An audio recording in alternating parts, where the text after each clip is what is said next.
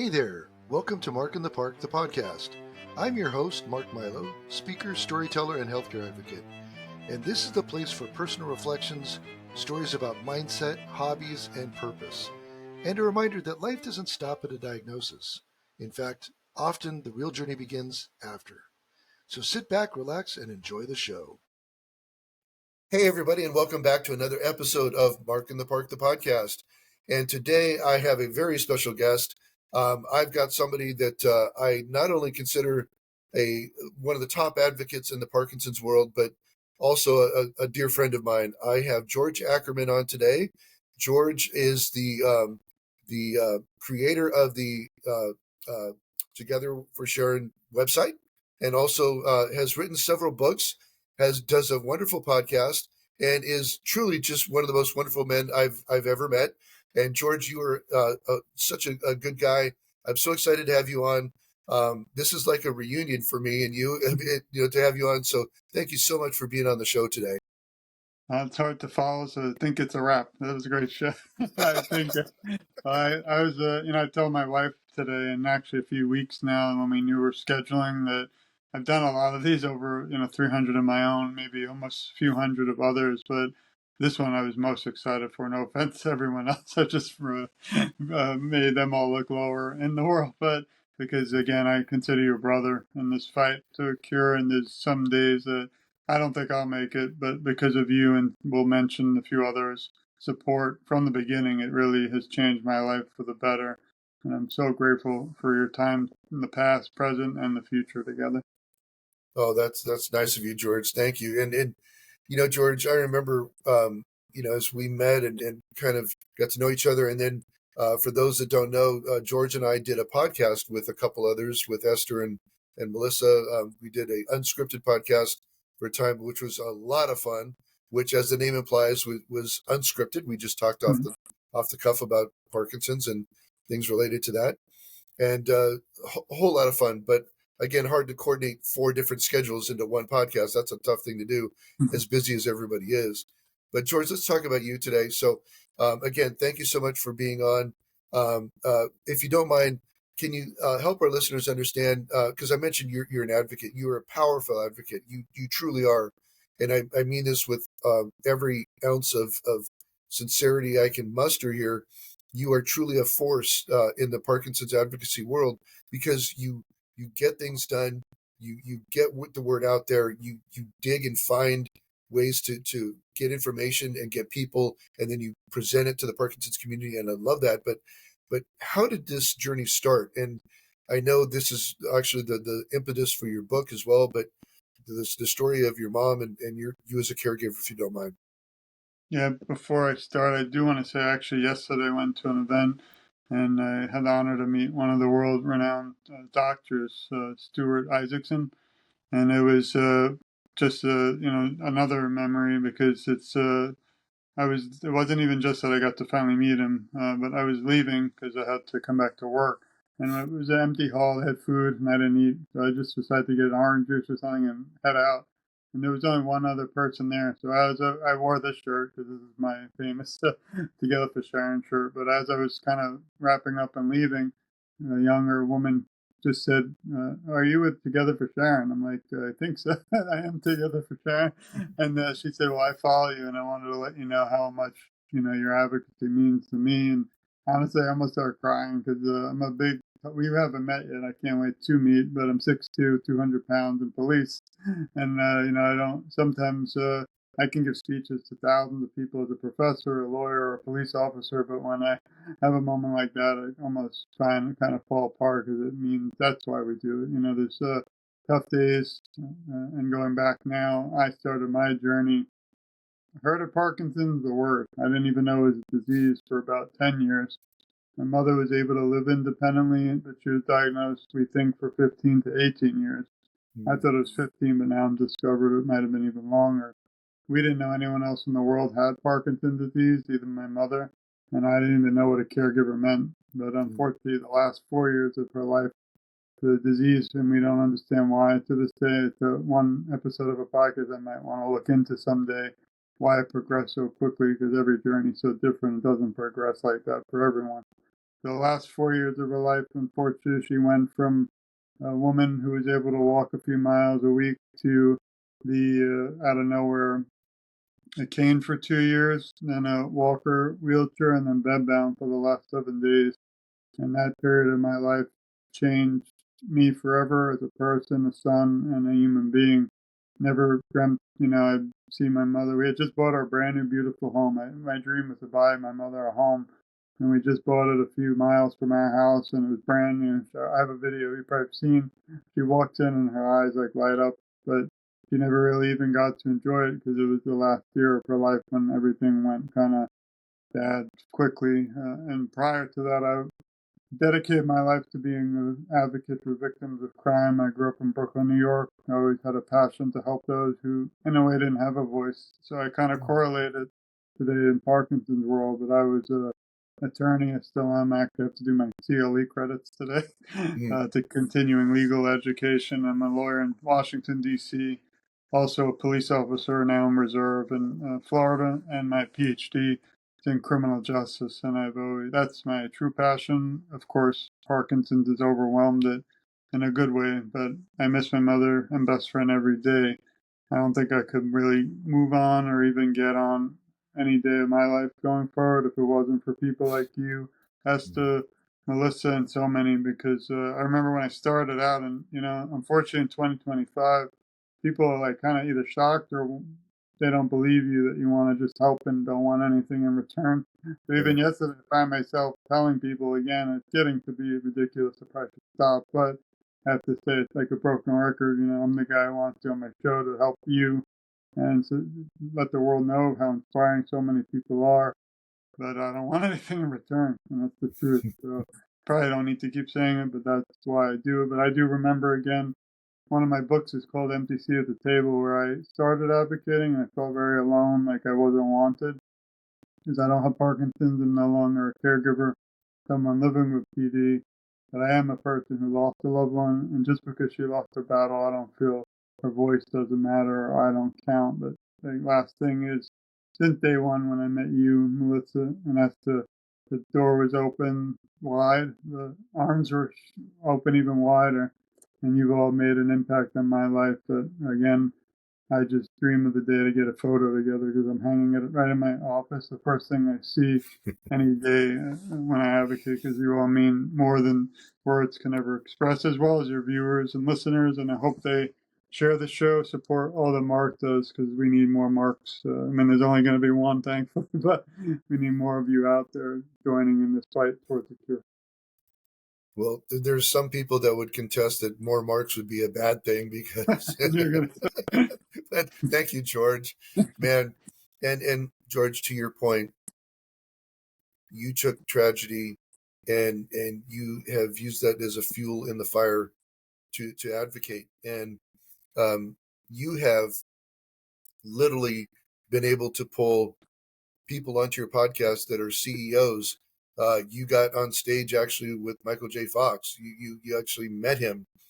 You've been able to get things done. Top lawmakers. You have been able to bring them on, and a lot of that has to do with your tenacity. You do not take no for an answer. You keep pushing. You have the strength and the tenacity to get that done, and it's something that most of us don't have, and yet you get it done. And that's what it's so amazing to see you or hear you talk to, like I said, a lawmaker or some of the top doctors or the CEOs of these companies or the CEO of the Parkinson's Foundation, John Lair. Um, that is amazing, and I thank you for that because you're bringing us insight and information that we wouldn't get normally because a lot of other people can't get that. And so, thank you for doing that with your podcast. Um, are there any other secrets that you have to getting these people on the show? Because, like I said, I figured stick to itiveness, but how do you do that? It's amazing.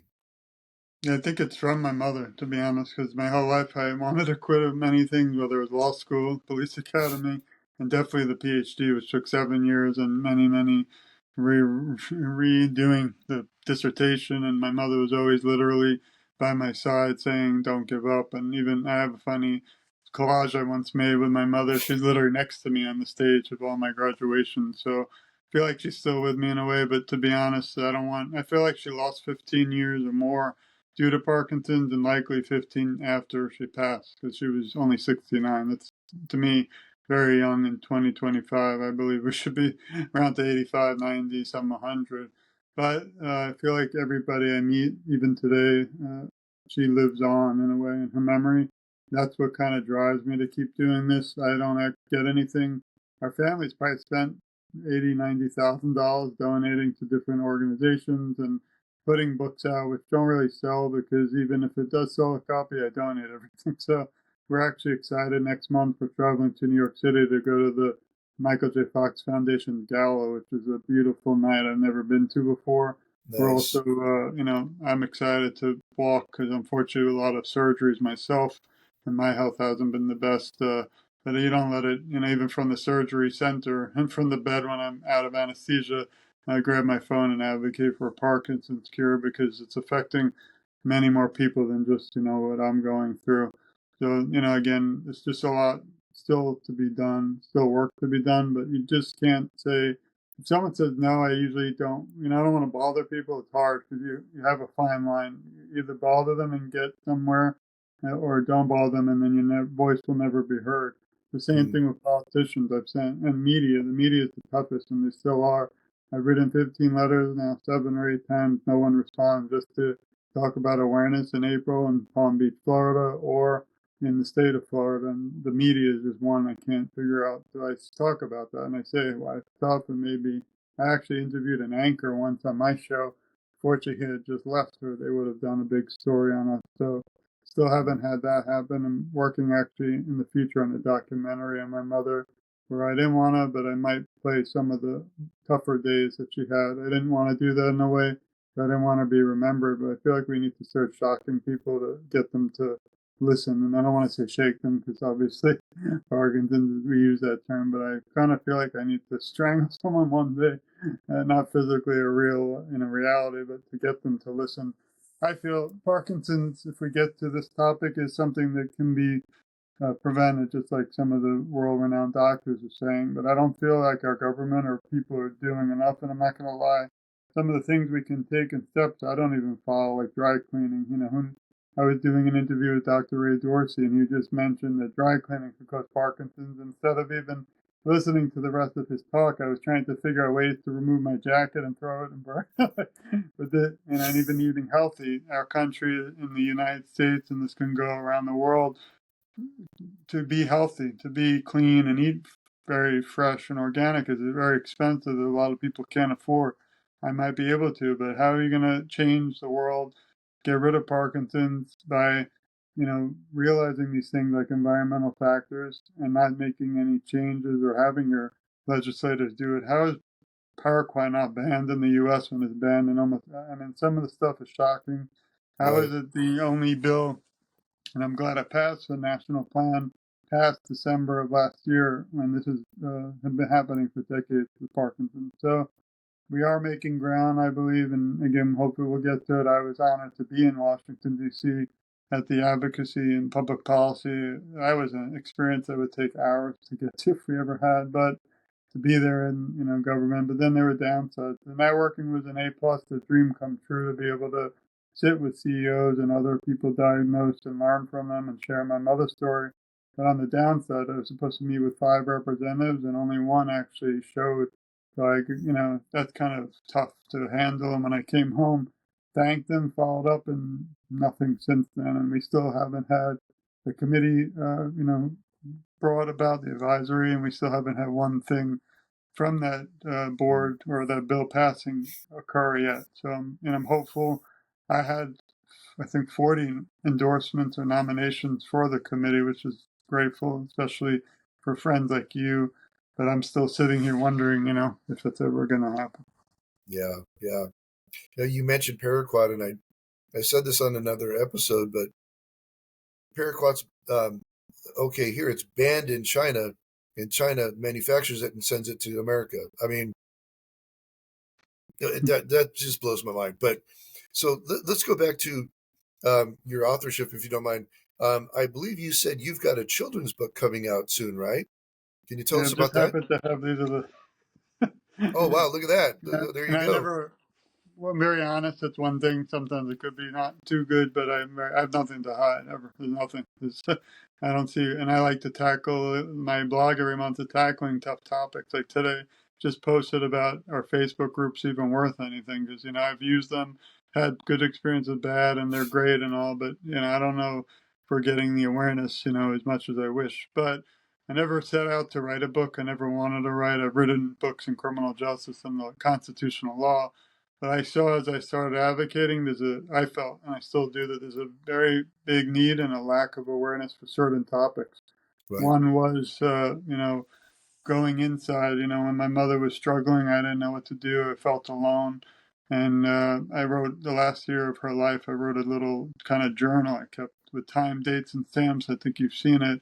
And it's a tough book. Some people I don't recommend to get it. What book are you going to say that? But it takes you inside of what it's like to be a caregiver, but also what it's like for someone with Parkinson's to literally go through all 5 stages. So some Mm. people might not want to read it because they don't want to, learn about it. But again, every journey is different, and I think it's an important book. But that's, kind of spearheaded other areas. As a police officer, there's nothing at all with Parkinson's disease in the United States, and my dream still is that just the words Parkinson's disease to be added to every police academy would just change the world. Right now, they mention dementia and Alzheimer's, but Parkinson's disease does not exist. And the reason it's particularly important in Parkinson's awareness is, as you likely probably know better than me, sometimes law enforcement might miscue or almost diagnose their own, lack of awareness for Parkinson's as someone's drunk driving or drugged, maybe took narcotics. That's Yes. 100% incorrect. And I'm just fear as a friend, Mark, and if everyone listening, that our country is going to wait until something very tragic happens, which is what happened with autism. Somebody was not aware in law enforcement. There's no training, and someone with autism was, killed in the line of fire. Unfortunately, now there's policies everywhere for it, and I don't want that to happen to Parkinson. But sometimes I feel like I have that imaginary bullhorn screaming for help, but nobody's listening. So Mm. just got to keep sharing it. I created a PowerPoint completely free.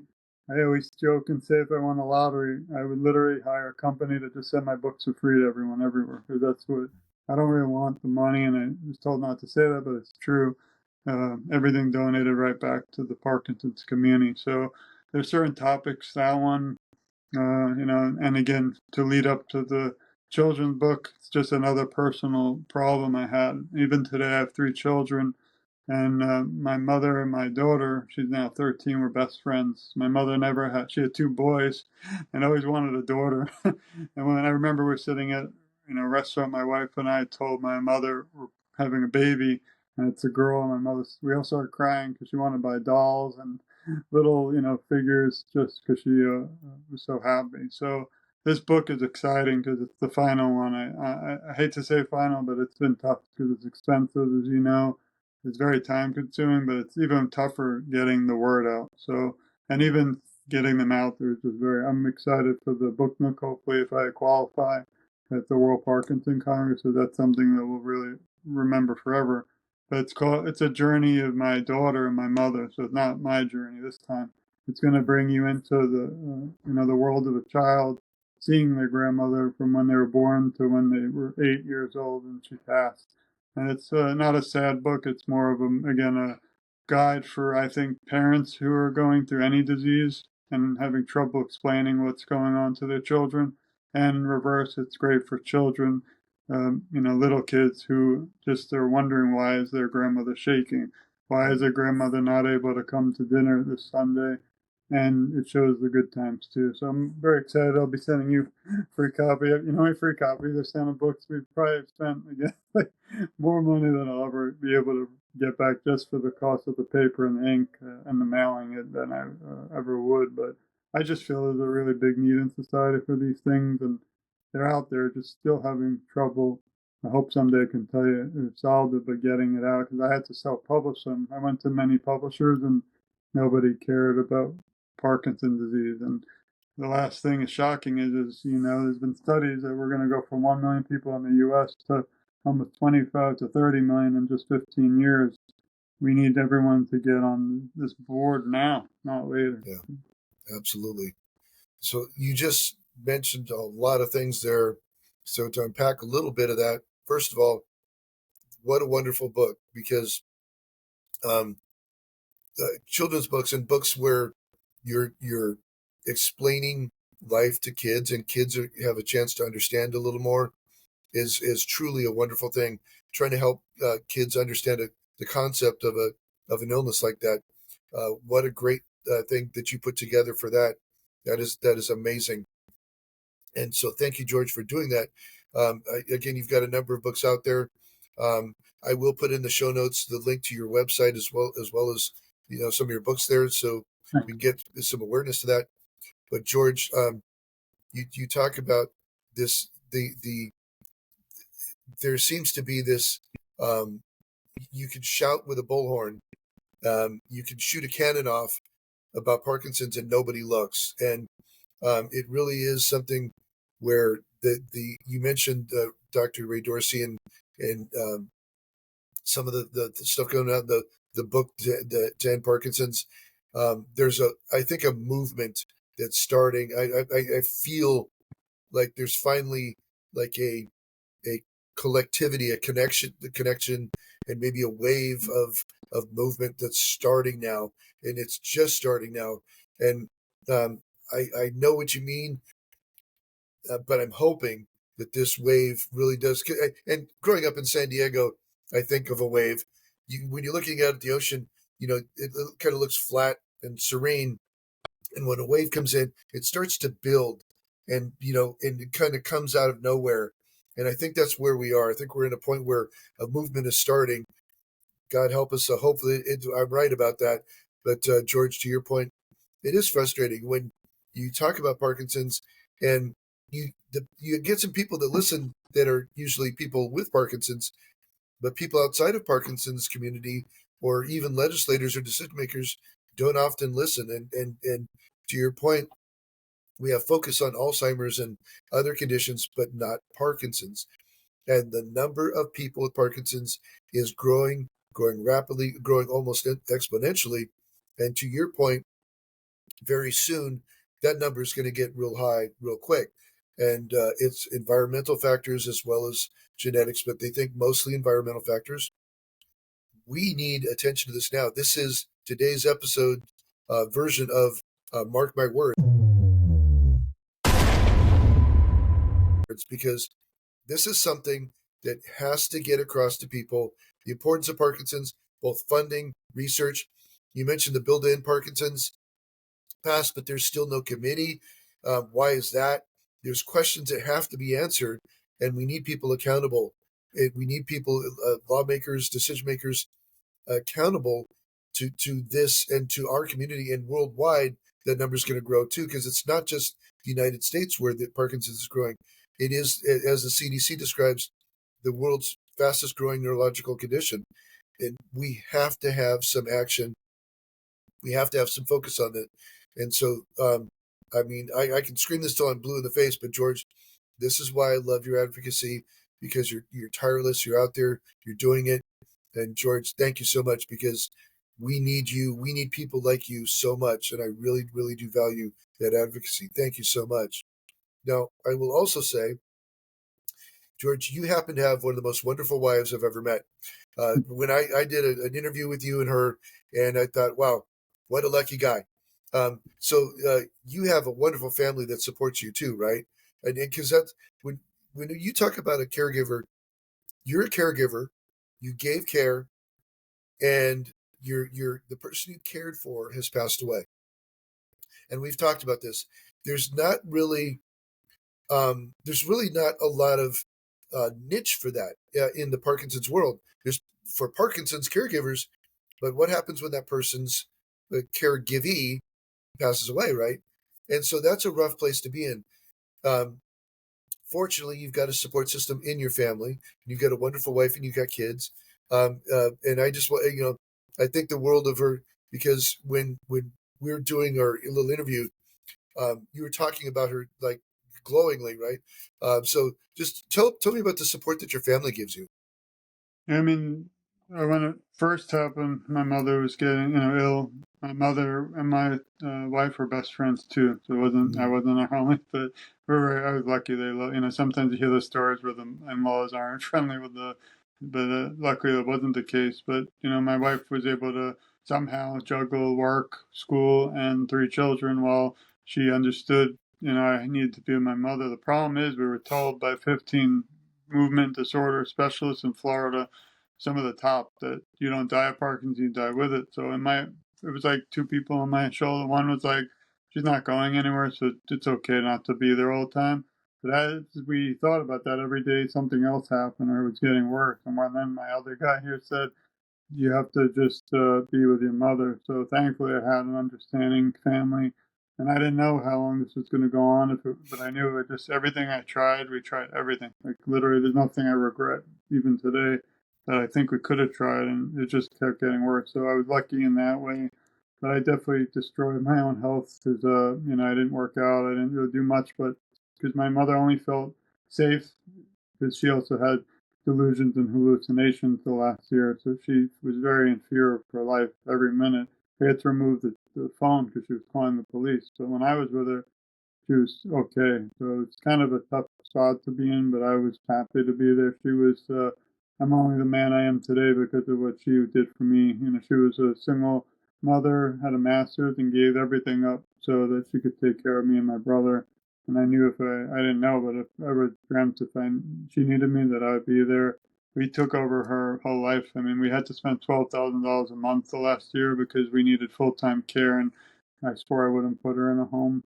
Not that there's anything wrong with homes, but so I knew that those were some of the things. Today it's a little different. Obviously, everyone supports me, but sometimes they're upset that I do too much. And I think that, like we said earlier, it's something I just can't stop.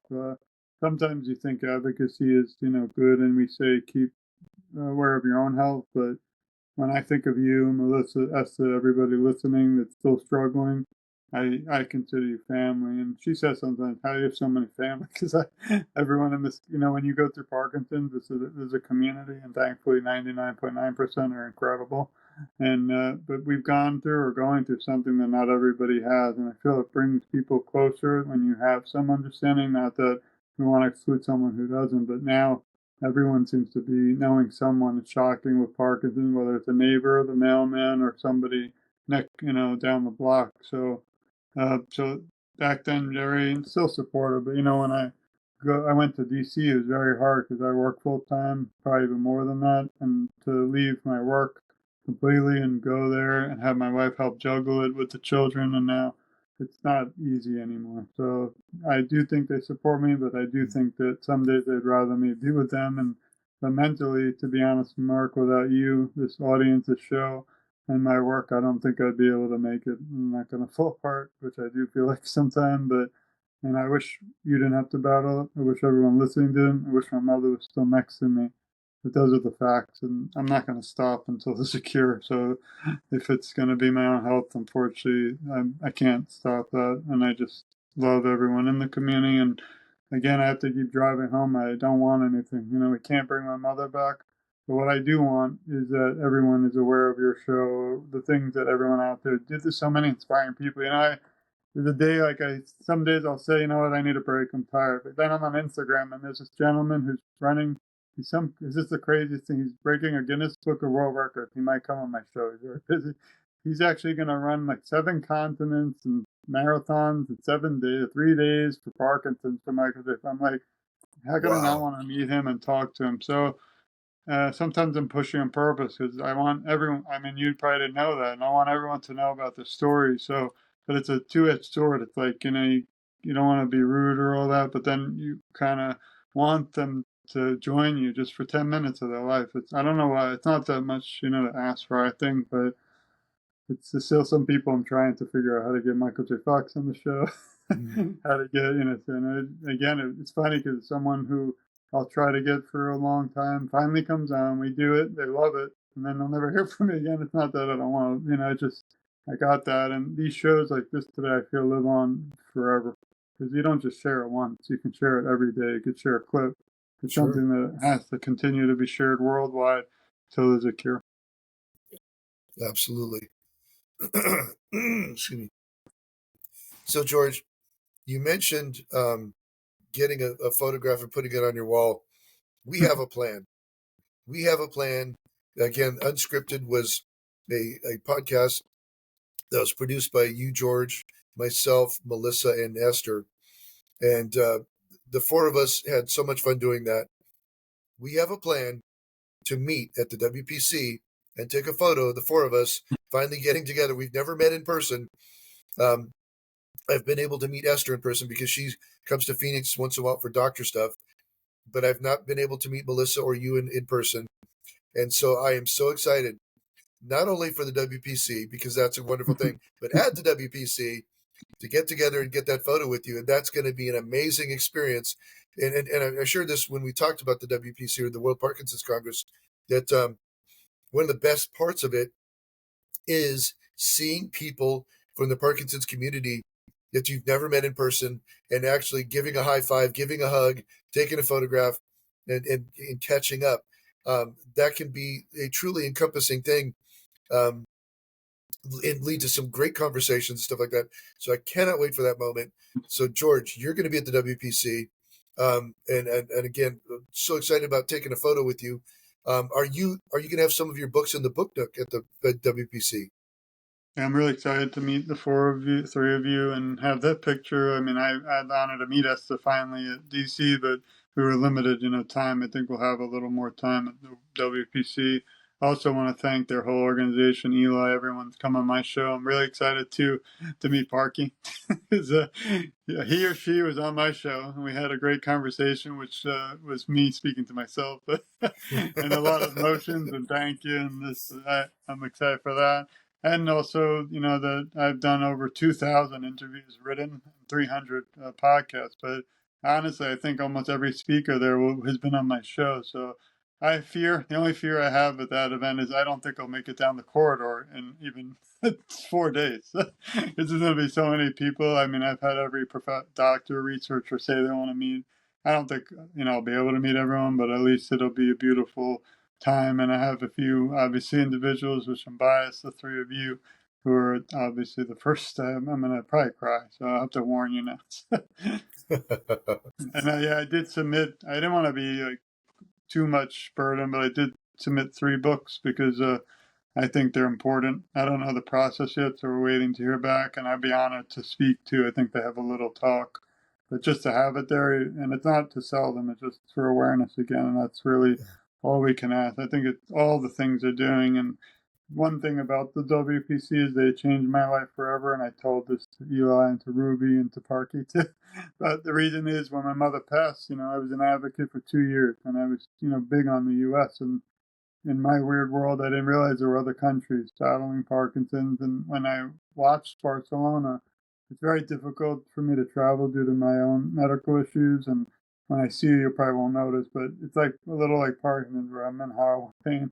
I even have an ice pack now, and just no one can see it. So it's like, they don't really understand, unfortunately. But I might write a book someday on my back pain. That'll be nothing to do with Parkinson's.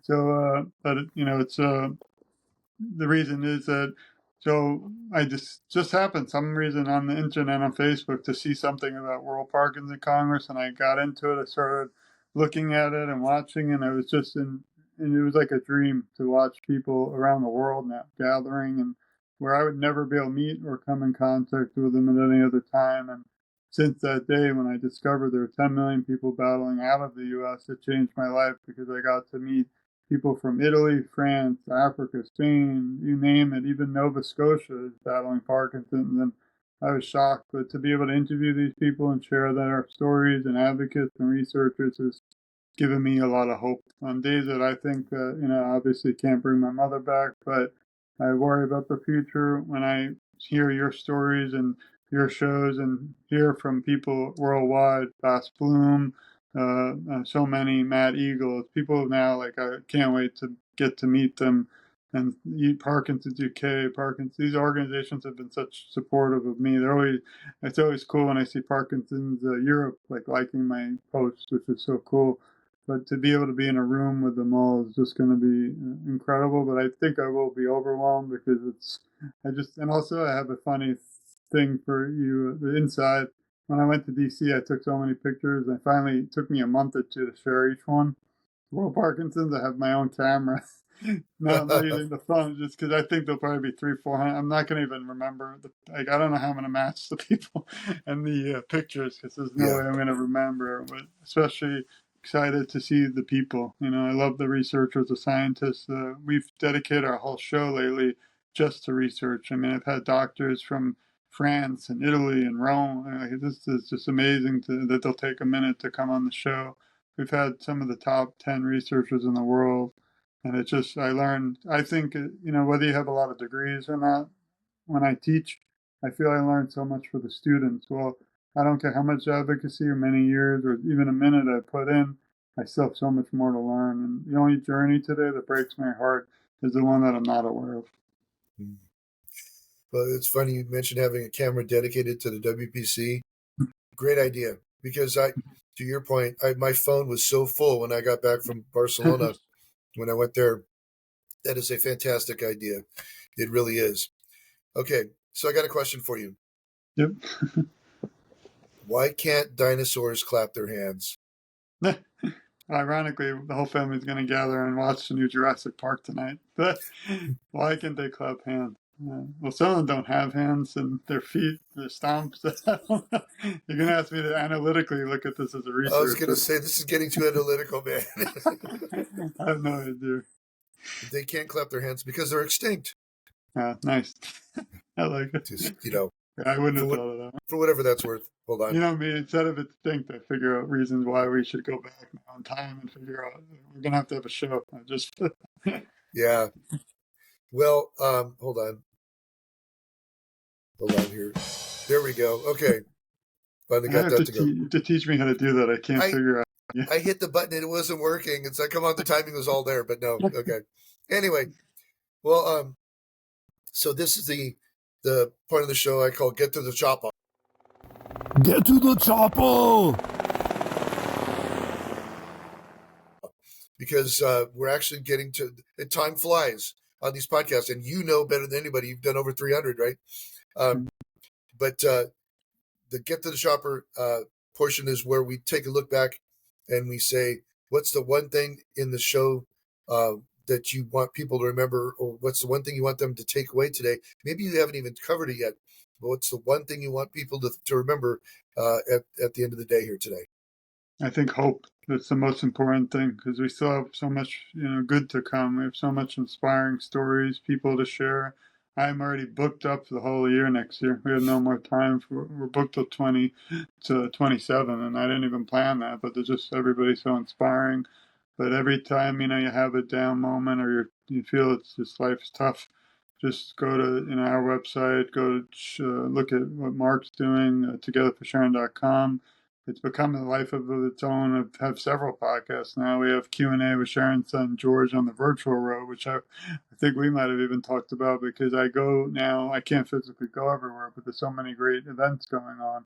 And I zoom in for 10 minutes to Zoom we went to the Kirk Gibson Foundation's new opening, and it was pretty cool. Like I got to be there and not physically, but virtually. And we talked about what they're doing. And Mr. Gibson, another hero. I've been to West Virginia. They were in a baseball stadium doing a walk. I got to see that. I went to a gala. So there's a lot of inspirational things. But there's so much hope and so many people. We just need to have their voice out there. And I'm excited. I love doing virtual and I love obviously written things and messaging, but there's nothing like live. And I'm so excited to give you a hug finally. We almost had a chance once, but it's far. It was the last minute in Miami, which I try to avoid Miami. But also I'm excited to say, and hopefully it'll happen, but even despite my issues, I've had 3 ankle surgeries. Finally, I think they fixed it. I'll be walking in January in the 5K for Michael J. Fox Foundation the Team Fox, which was the first for me. It might take a while, but you never give up. And then also the same month, I'm hopefully today might sign up for the Parkinson Foundation. They're having a walk for Miami. But this is a marathon special weekend, so I want to put the Parkinson Championship in a champion's shirt on and just represent all the work they're doing and thankful for what you do for the patient council. We've had, I think, almost all patient council on my show, and I don't again want anything but people to know that you're all going, not just advocating, but above and beyond the call to really support other people with Parkinson's. And again, we could talk, as we probably will, for hours off camera, but I love everyone out there. I love you, Mark. Love all the things you all represent, and I just wish that my only regret in life is that we didn't have this technology when my mother was fighting, because I know for a fact we would have had a four-way call. We would have been laughing, crying, and smiling, but my mother never knew there was someone else out there who had Parkinson's, and that's one thing I can't change, but I work literally 24/7 to make sure it never happens again, that everyone knows they're loved. We support them, and we'll be advocating by their side till there's a cure at everybody's doorsteps around the world. Well, George, thank you. My takeaway from today is the same thing in the sense of TogetherForSharon.com. Everybody check it out. Check out George's website. He's keeping the memory of his mother alive while he's advocating. You can find out about his podcast. Again, so many episodes, so many wonderful things, his books. And there you go. Oh, there you go. Beautiful. Thank you so much. Guys, that book is available on Amazon, and you can check it out. And you can go right to the website now. It's pretty amazing. You just there's a big issue that's going on, which is too complicated. But if you go to our website, TogetherForSharon, hit shop, all the money except the cost, like $5 to ship it and print it, but all the other money will go to the Parkinson's foundations. And I would, if anyone puts the code Mark Milow, I'll donate everything to Mark. So it's a new thing I've been doing, because it does cost us, unfortunately, money to print and to ship. But the $10 made, I'd love to donate to Mark or even the Parkinson's Foundation. I've teamed up with some of the biggest organizations to do that, but we're still not getting, the response I wish we would. But again, I just want this out there. I told Mark too, I want to win the lottery just to send the book for free to everyone around the world, because I just wish, it helps my mother be remembered and to make sure no one's ever forgotten due to Parkinson's. If you go to Amazon, we never see it again. Okay, gotcha. So go to George's website, TogetherForSharon.com, to check out that book. And George, you literally have one of the biggest hearts of anybody I know, and I admire you. I love you. Can't wait to meet you at the World Parkinson's Congress. And just stay healthy until then. I know you've been going through a lot of health issues, but I can't wait to do that. That's going to be awesome. So, I appreciate it. So, George, thank you so much for being on. Again, not only are you an advocate, you're a friend. And guys, I got to tell you, listeners, check him out. Check out his website, and just know that he is the real deal. George is an advocate with a passion. He's done, like I said, interviews with some of the key people in the Parkinson's community and lawmaking, advocating and stepping up and standing on a pedestal and shouting out, hey, we need some attention to Parkinson's. So, guys, please check out George. And, guys, also, as a wrap up today's show, just remember, guys, again, Parkinson's is the topic we've talked about today. But no matter what your hurdle is in life, there is a way to get through it. Just keep your head up and keep exploring, guys, because you know what? Life is precious. It's a journey, and you got to stay exploring. You got to keep looking. So, guys, thank you so much for listening today. George, thank you so much. Everybody take care, and God bless. Thanks for joining me on this edition of Mark in the Park, the podcast. If you enjoyed this episode, please like, subscribe, and leave a review. Your support helps more people discover the show.